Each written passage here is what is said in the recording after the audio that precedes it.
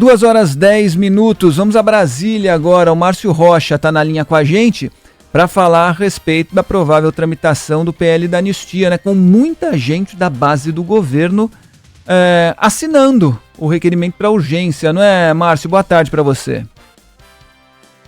É isso, pessoal. Boa tarde para vocês, boa tarde a todo mundo que nos acompanha. E a gente teve agora há pouco também uma manifestação do presidente da Câmara, o Hugo Mota, né, que usou a internet para falar sobre esse assunto. Ele disse o seguinte, que quem vai decidir se o requerimento de urgência do projeto de lei que trata da anistia dos atos criminosos do dia 8 de janeiro é o Colégio de Líderes. Ele vai decidir se esse projeto vai ser pautado ou não. Ele também falou o seguinte, que em uma democracia ninguém decide nada sozinho e que os textos que devem avançar dentro do Parlamento, dentro do Congresso Nacional, precisam ser antes discutidos pelo colégio, né, pelos líderes das bancadas. Lembrando para a gente, né, que essa declaração foi feita justamente depois que o líder do do Partido Liberal, o deputado Sóstenes Cavalcante, anunciou que conseguiu aí 264 assinaturas, depois mudou para 262, 2 assinaturas foram consideradas inválidas, e aí anunciou que conseguiu o número necessário. Vamos refazer, Márcio, sistema da casa. E aí eu vou pedir para a gente refazer a Sim. conexão, porque está picotando um pouquinho a conexão do Márcio Rocha e é importante o assunto, porque o Márcio traz para a gente informações a respeito do PL da anistia com as informações que chegam direto de Brasília, né? Márcio Rocha falando que o presidente da Câmara dos Deputados se manifestou hoje a respeito desse assunto e daqui a pouco, claro, o Márcio Rocha traz mais detalhes para a gente. Temos o Márcio já na linha ou ainda não? Ainda não? Daqui a pouquinho o Márcio Rocha, então, com a gente direto de Brasília, trazendo mais informações a respeito desse assunto.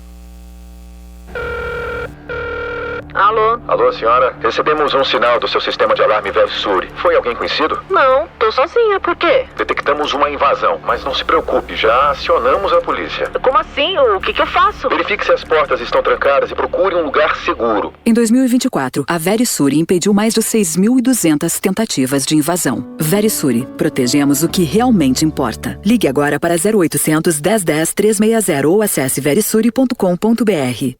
Tava com saudade de um novelão? A espera acabou.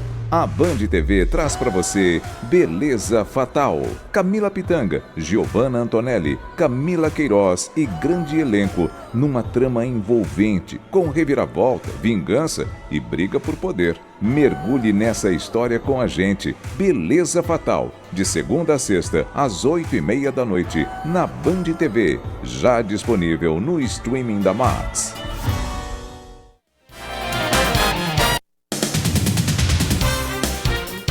2h13. Márcio Rocha conectado mais uma vez com a gente. Diga, Márcio, complemente as informações, por favor.